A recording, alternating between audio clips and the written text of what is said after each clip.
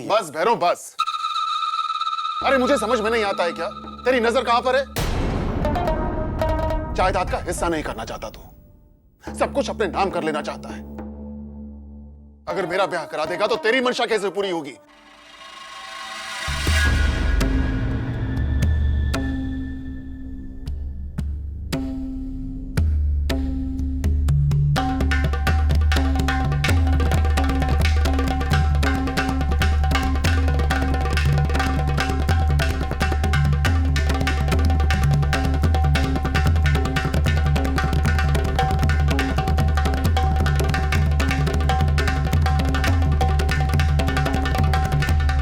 ना बसंत बेटा,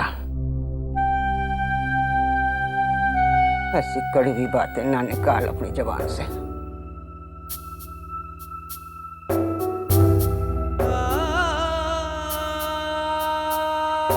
भैरव भाई है तेरा।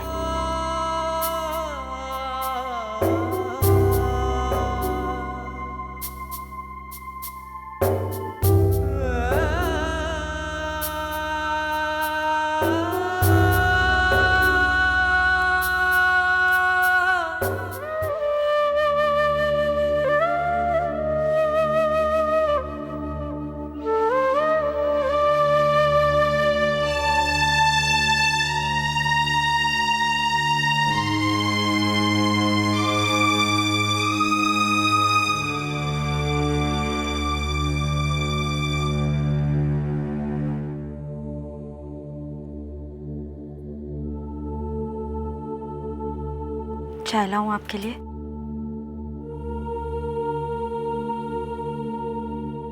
आप अभी तक वही बात सोच रहे हैं? बड़े भाई, कुछ कह भी दिया तो क्या हुआ?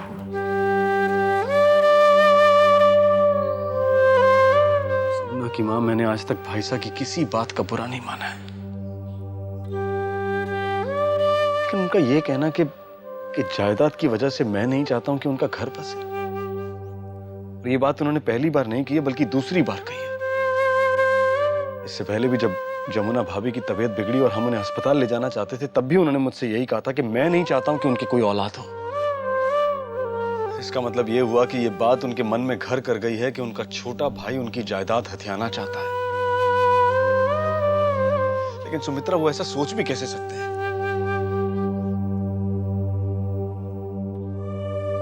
आप क्यों दुखी हो रहे हैं? जानते हैं ना आप, जमुना जीजी के जाने के बाद से भाईसा कितने अकेले हो गए हैं, इसीलिए थोड़े रूखे हो गए हैं। एक बार उनका दुख सुख बांटने वाली कोई आ जाएगी तो आप देखिएगा, सब कुछ पहले जैसा हो जाएगा। लेकिन सुमित्रा, मैंने कोशिश तो की ना, हर तरफ कोशिश की, लेकिन बात नहीं बन रही तो मैं क्या करूं?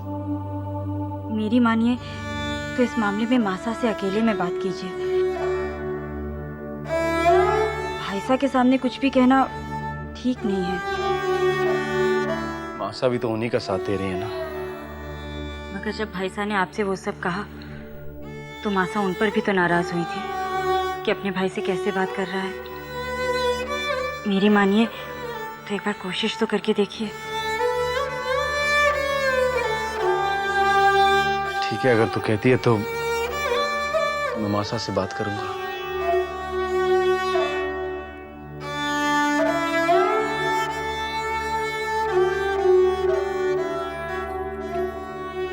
सासू माँ। अरे आनंदी बेटा, तेरी चोट कैसी है अब? ठीक है, दर्द भी नहीं हो रहा। आपने कल रात दवाई लगाई थी ना? जरा दिखा तो। छोटा सा घाव है, कल तक बिल्कुल ठीक हो जाएगा। सासू माँ, कल ताऊ जी को क्या हुआ था? कुछ नहीं बेटा, बस उनकी थोड़ी तबीयत खराब थी। नहीं, तबीयत वाली बात नहीं। उनके मुंह में से बहुत बुरी बदबू आ रही थी। ताऊ जी शराब पीते हैं। छी, गंदी बात। टीचर जी कहती है शराब पीना बहुत बुरी आदत होती है और उनको तो बिल्कुल भी नहीं पीनी चाहिए। वो तो विधवा है ना, फूली की तरह। कौन फूली? फूली मेरी सहेली, वो भी विधवा हो गई।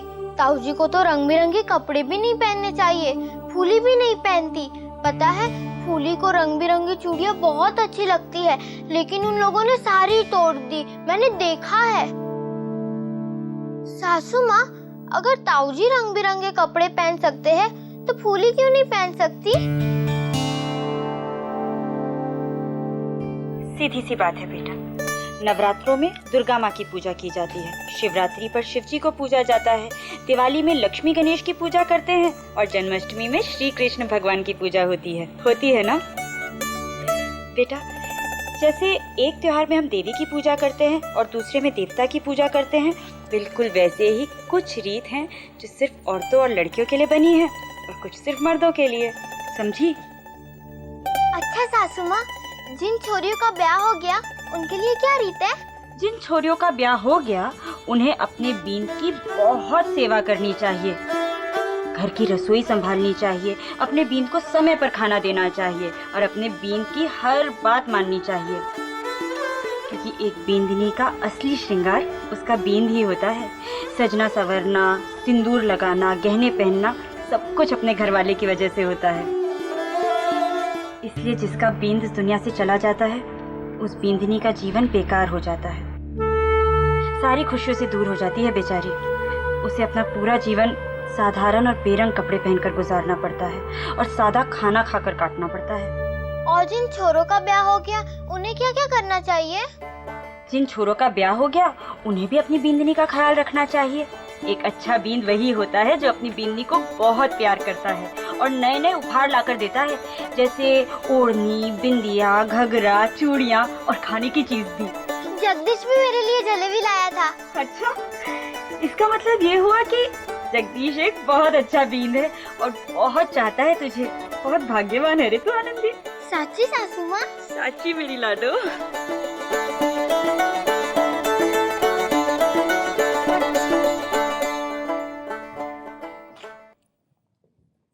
ये ले।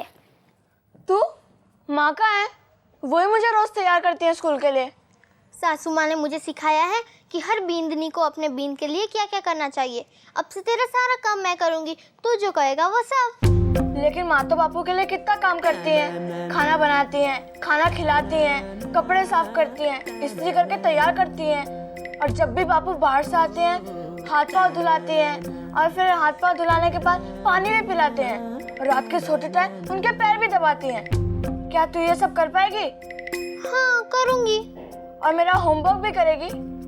थारी बींदनी हूँ, तू जो कहेगा वो करना ही पड़ेगा।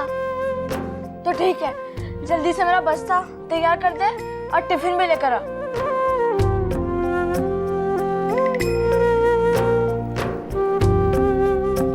अगर तू मेरा इतना काम करेगी ना तो मैं बाजार से चूड़ियाँ लाऊंगा, जैसे बापू माँ के लिए लाते हैं। सच्ची? सच्ची। मैं भी जाके ताईसा से पैसे लेता हूँ। क्या वो तुझे पैसे देंगी?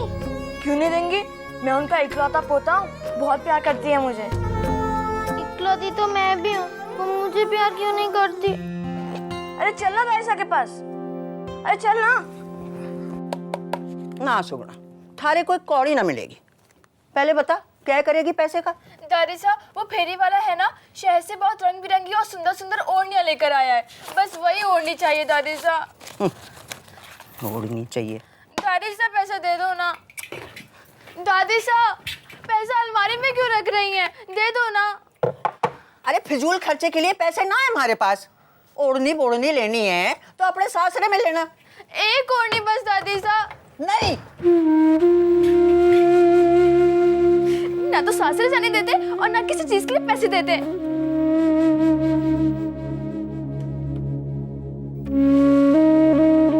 जीजी को मना कर दिया दादी सा ने, तुझे भी ना मिलेंगे पैसे। तू दे रहे और देख मैं दादी सा से कैसे पैसे लेकर आता हूँ। मेरी प्यारी दादी सा। अरे मारा लादे सर, कैसे आना हुआ दादी सा के कमरे में? दादी सा, मुझे कुछ पैसे दे दो ना। कितना चाहिए बोल? सिर्फ 50 रुपए। 50 बस? जा हमारी अलमारी खोल और हमारा बटुआ ला दे।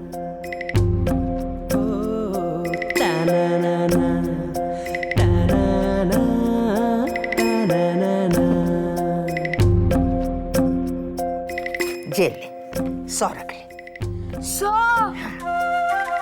आप बहुत अच्छी हो दादी सा। अरे तू भी तुम्हारा लाडेसर है। हाँ? दादी सा का दुलारा, आंखों का तारा, प्यारा दादी सा। प्यारा, न्यारा न्यारा। दादी सा, हाँ अब छोड़ो ना, स्कूल जाना है, देर हो रही है। अच्छा, और जब बटुआ ये कौन रखेगा अलमारी में? हाँ? जा रख क्या। दादी सा, आप ही रख दो।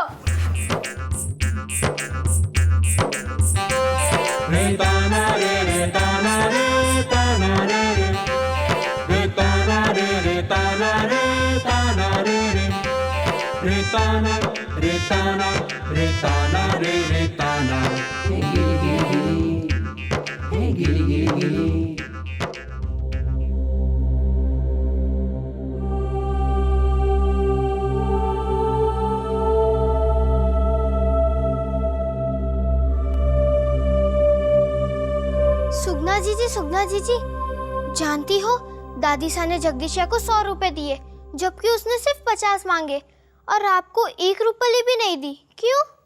तुम नहीं समझोगी भाभी, जब कुछ हो रहा है ना इस घर का चिराग, इसीलिए तो दादी सा उसका मुंह खोलते ही झट से अपनी तिजोरी खोल देती है। मैं तो छोरी हूँ ना, मुझे क्यों पैसा देंगी? क्यों? चोरियां घर का चिराग नहीं होती? पता नहीं। मेरी माँ तो मुझे सब कुछ देती है, पर ये दादी सा आपकी बात सुनती तक नहीं, और मुझे भी जरा जरा सी बात पर डांटती रहती है, और जगदीशिया को तो कुछ भी नहीं कहती।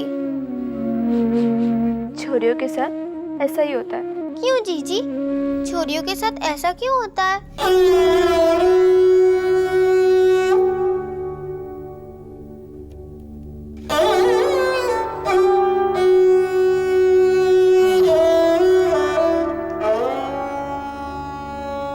कितना हंसता खेलता था जेई बसंत, अब देखो पतझड़ के पेड़ जैसा हो गया है। जबान कड़वी हो गई है सो अलग। वही तो मैं कह रहा हूँ मासा, मैं भाई साहब के दुख को समझता हूँ, लेकिन दुख में खुद को शराब के नशे में झोंक देना भी तो सही नहीं है ना। इसमें बसंत की कोई गलती नहीं है भैरव। अपने भाई पे उंगली उठाने से अच्छा उसके लिए घरवाली ढूंढ। ऐसे हाथ पे हाथ धरे बैठे रहने से तो कुछ नहीं होने वाला। मासा खोजबीन जारी है, मैंने लोगों से बातचीत करना शुरू कर दिया है। कान में बात डाल दी है कि भाई साहब का दोबारा ब्याह करना है। वो धर्म सिंह है ना, वो बता रहा था कि उसके गांव में 2 औरतें हैं भाई साहब की उम्र की हैं, विधवा हैं, और परिवार वाले भी। शाबाश भैरव, शाबाश। कितनी शान से तू अपने बड़े भाई के सामने छोटी थाली परोस रहा है। हाँ भाई साहब इसमें देख भैरव, या तो तू साफ साफ ये कह दे कि मेरी खुशी से तेरा कोई लेन देन नहीं और तू अपनी छुट्टी कर ले, और अगर सच में तेरे दिल में अपने बड़े भाई के लिए तड़प है तो एक बात गांठ बांध ले भैरव, मैं विधवा या किसी की छोड़ी हुई औरत के साथ ब्याह नहीं करूंगा।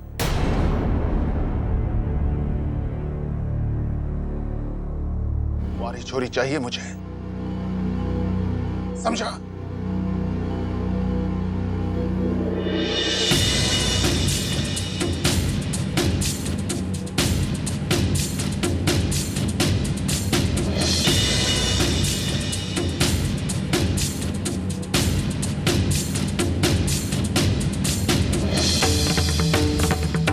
विधवा को ब्याह कर लाने की बात तेरे दिमाग में आई भी कैसे भैरव?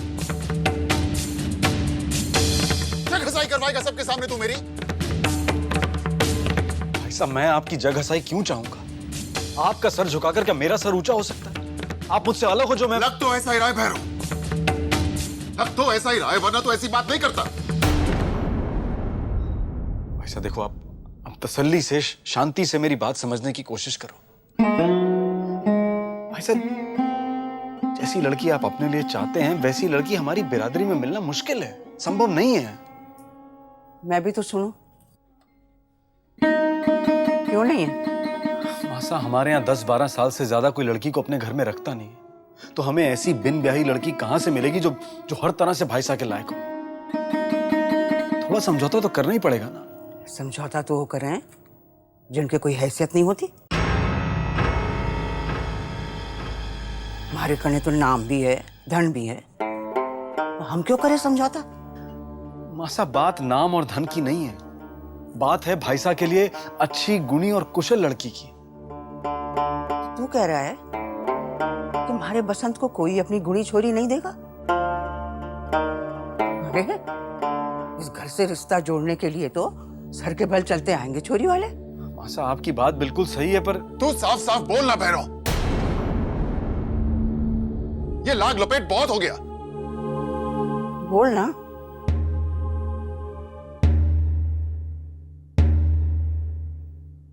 मासा, भाईसा को बिन ब्याही लड़की चाहिए, और हमारे यहाँ तो सारी लड़कियों का ब्याह बचपन में ही हो जाता है। तो कौन माँ बाप अपनी 10-12 साल की बेटी का ब्याह भाईसा के साथ करने को। समझ गई, तू ये कह रहा है कि हमारा बसंत बूढ़ा हो गया, कोई हमारे बसंत को अपनी छोरी नहीं देगा, इसलिए एक विधवा को अपने घर की बहू बना के ले आओ, यही कह रहा है ना? मासा, ये तो नियति का किया है, इसमें किसी औरत का क्या दोष है? है दोस्त, तू ना माने, मैं मानती हूँ। एक ऐसी औरत जो अपने घर वाले को पहले ही खा गई, ऐसी औरत के हाथों से अपनी कुल देवी का पूजा पाठ मैं तो ना कराऊं। मासा, आप ये सब क्या मासा मासा? एक अभागन करमजली को घर में लाकर अब सुगनी फैलाना चाहता है घर में। आप कुछ भी कहें मासा, लेकिन नियति के दोष के लिए किसी औरत को दोषी ठहराना ठीक नहीं है। उसकी तो मति मारी गई है। रहने दे भैरव, थारे को अक्कल का पाठ पढ़ाने का हमारे पास वक्त नहीं है। एक बात कान खोल के सुन ले भैरव, एक अनब्याही कुमारी लड़की ही तुम्हारे बसंत की बींदनी बन के आएगी इस घर में। कोई विधवा नहीं ब्याही जाएगी इस घर में, कभी नहीं। ये पत्थर की लकीर है। जे तू कर सकता है तो कर, नहीं कर सकता कोई चिंता नहीं, मैं अपने बसंत के लिए छोरी ढूंढ के लाऊंगी, मैं लाऊंगी।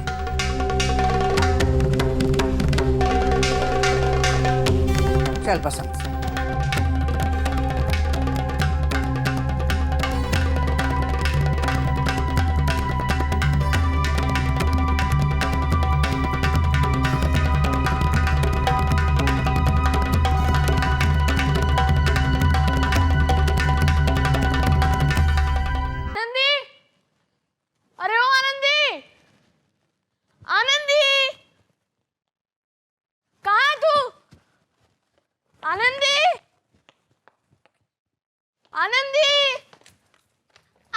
मेरा नाम लेकर क्यों चिल्ला रहा है? ये ले मेरा बैग पकड़ और चल के हाथ मुंह धुला दे मेरा। तू कोई बच्चा है जो तेरे हाथ मुंह धुलाऊं? खुद जाकर अपने आप धो ले। देखा, भूल गई ना? क्या? मैं तेरा बीनू की नहीं है? और तूने क्या कहा था? मेरी सेवा करेगी। जब बापू बाहर से आते हैं तो मैं दौड़ के उनका हाथ मुंह धुलाते हैं, तुझे भी करना पड़ेगा। अरे हाँ, भूल गई, अभी जाकर तौलिया लेकर आती हूँ। हाँ, तुझे अपनी बात याद है कि नहीं? मेरे लिए चूड़ियां लाया ना? धत, कुछ नहीं लाया। क्यों? पागल है क्या? घर वाली सेवा करती है, घर वाला नहीं। और जो दादी सा से पैसे लिए थे उसका क्या? उससे तो मैं अपना नया बैट खरीदूंगा। जा फिर, मैं तेरा आज से कोई काम नहीं करूंगी। मत कर। स्कूल के काम में भी हाथ ना बटाऊंगी मैं। अरे सुन तो, जगिया।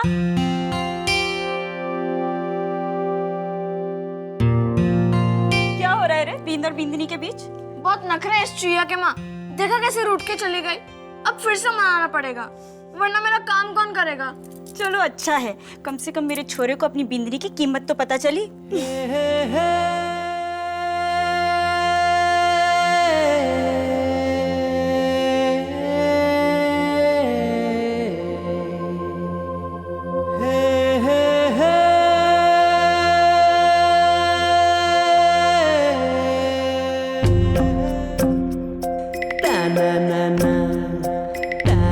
ये छुइया, देख तो मैं तेरे लिए क्या लाया हूँ।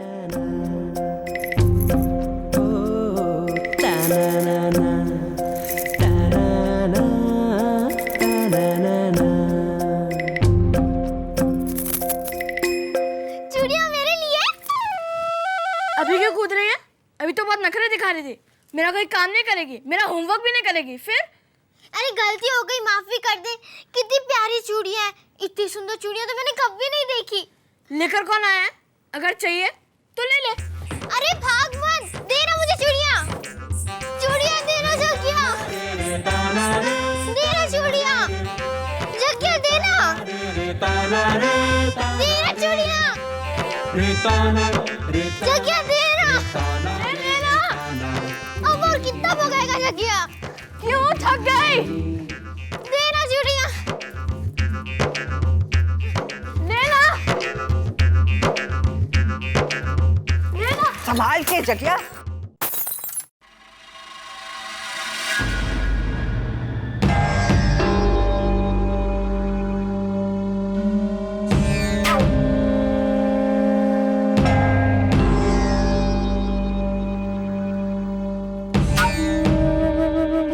तुझे बात है, इन चूड़ियों के लिए हमारे से पैसे लिए थे तूने? किसके लिए लाया? छोरी के लिए? हमारे को बता नहीं सकता था कि अपनी बींदड़ी के लिए चूड़ियां लानी है? छिपा कर लाया हमारे से? इतनी पराई हो गई है थारी जे दादी, जे छोरी सब कुछ हो गई है। ठीक है, आगे पैसे मांगने आना हमारे से, एक ढेला नहीं दूंगी थारे को। अपने सासरे वालों से मांग ले, जितना दिल चाहे सजा लेना, छोरी को महारानी बना लेना।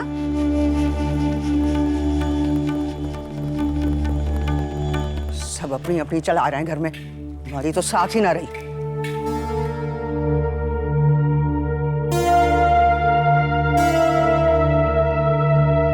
ये चूड़ियां टूट गई तो क्या हुआ? जब बापू हाट जाएंगे ना तो मैं भी उनके साथ चला जाऊंगा और इससे भी अच्छी चूड़ियां ला दूंगा, बहुत सारी। अब तू रोना मत शुरू कर देना।